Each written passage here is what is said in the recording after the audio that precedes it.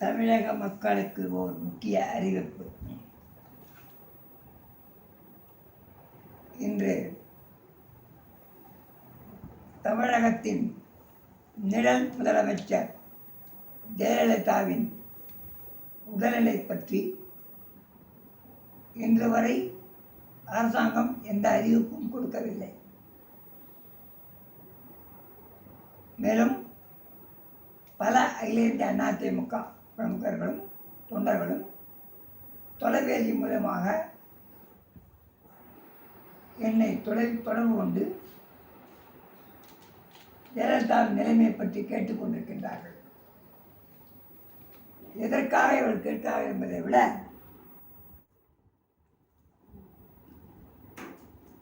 கேட்க வேண்டிய உரிமை இருக்கிறது என்ற ஒரே குறிக்கோளோடு அதை கேள்வி கேட்கக்கூடிய ஒரே இளைஞன் டிராஃபிக் ராமசாமியார்,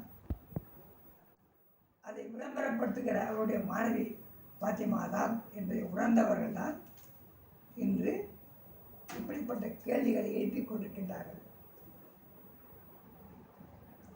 சாதாரணமாக திருவள்ளூர் பகுதியிலே காலராவால் பாதிக்கப்பட்டு கிட்டத்தட்ட பலர் இறந்திருக்கிறார்கள். பலர் மருத்துவமனைகளில் சிகிச்சை பெற்றுக் கொண்டிருக்கிறார்கள். இதையெல்லாம் மனசாட்சி இல்லாத சுகாதாரத்துறை செயலாளரும் அமைச்சர் என்ற பொருளிலே கொள்ளையடிக்கிறவர்களும் நேரடியாக மருத்துவமனைக்கு சென்று அந்த மருத்துவம் பெறுகின்ற மக்களை படம் பிடித்து காட்டுகின்ற கேடுகட்ட அரசாங்கம்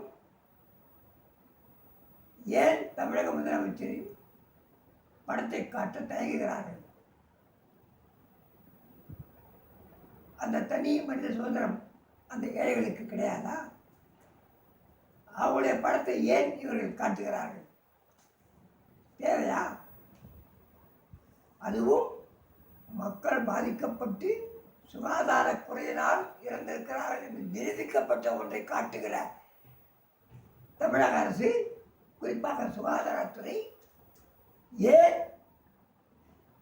மதிப்புக்குரிய ஜெயலலிதா உடலில் என்ன இருக்கிறது?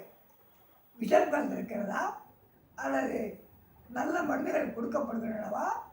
அல்லது எத்தனை மருத்துவர்கள் அவர்கள் சந்தித்து ஜுரம் போன்றவரை நாடி செழிப்பெல்லாம் நெருப்பு செப்படாதேன்னு சொல்லுவதற்கு மயங்கி தயங்குகிறார்கள்.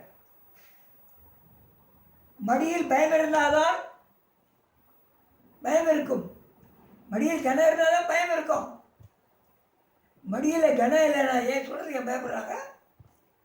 அரசாங்கம் முந்திரையோடு 2 தினங்களுக்குள் அறிக்கை வரவில்லை என்றால் உண்மை அறிக்கை நல்ல அறிக்கையாக வர வேண்டும் என்று வரவேற்கிறேன்.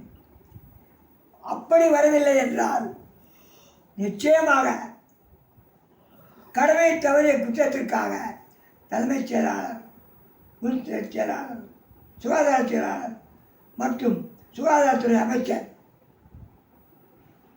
அவர்கள் மீது கடமை தவறிய குற்றம் IPC வழக்கு தொடரப்படும் திங்கட்கிழமை என்று. மக்கள் ஏன் என்னை கேட்கிறார்கள்? அந்த மக்களை உங்களால் கேட்க முடியுதா? நான் தொலைபேசி எனக்கு கொடுக்கணுன்னா ஆயிரக்கணக்காக கொடுக்க முடியும். ஆனால் முட்டாள் கையில் கொடுத்து பேசணும் இல்லை. அதனால தான் நானாக பேட்டி கொடுக்குறேன். நேரடியாக ஒன்றா காட்டுறேன் நம்பர்லாம், எவ்வளோ நம்பர் இருக்குன்னு எனக்கு கேட்டவங்களாம்.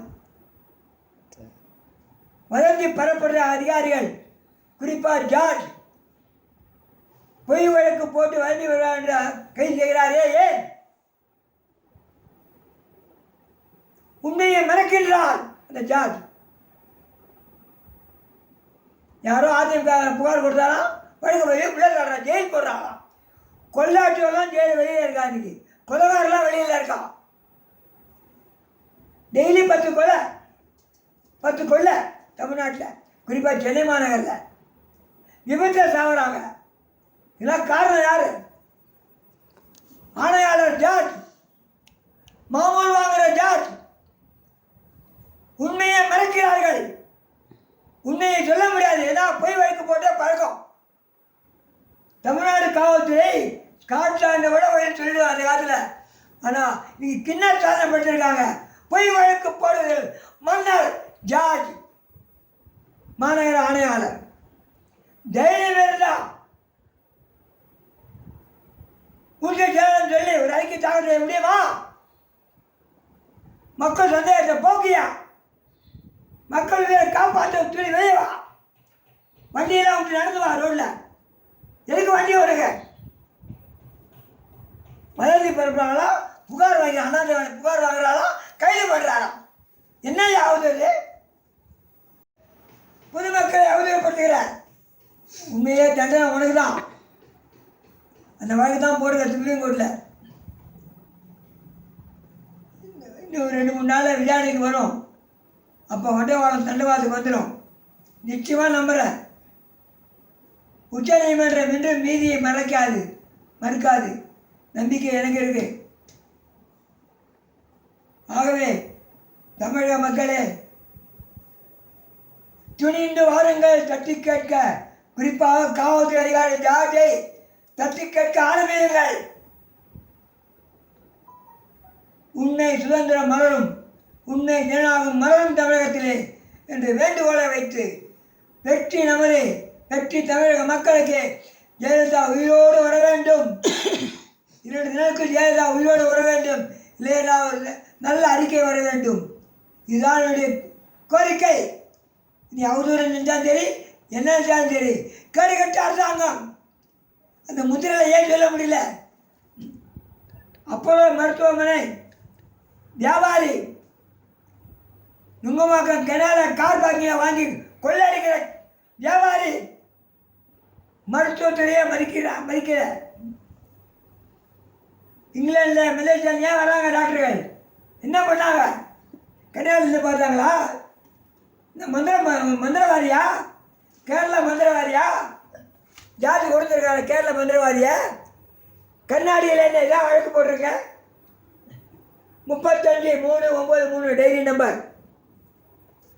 வெளிப்படையாக சொல்கிறேன். இதையும் விளம்பரம் இல்லை, கவலைப்படல. நான் பொய் வழக்கு போடுறது அரசாங்கத்துடைய கொள்கை, கொள்ளையடிக்கிறது கொள்கை. நதி நீர் ஆதாரங்களெல்லாம் கொள்ளையடி விட்டுட்டாங்க. தனியாக கிடைக்கும். கர்நாடகாவில் போய் கெஞ்சறிங்க. நீ என்ன பண்ண தமிழ்நாட்டில்? கொள்ளையடிக்கிற கும்பலுக்கு ஜாதி போடுறவா இருக்கும் வரை மக்கள் நிம்மதியாக வாழ முடியாது. இதுதான் உண்மை. தட்டி கேட்டால் சிறைச்சாலையா? ஆம்பளை எல்லாம் வாயா, நேரடியாக பேசி கேட்க கேள்வி பதில் சொல்லு. உன் பொறுப்பு. ஏன் மறைக்கிறீங்க? அப்புறம் பாதுகாப்பா 100 காவலர்கள்.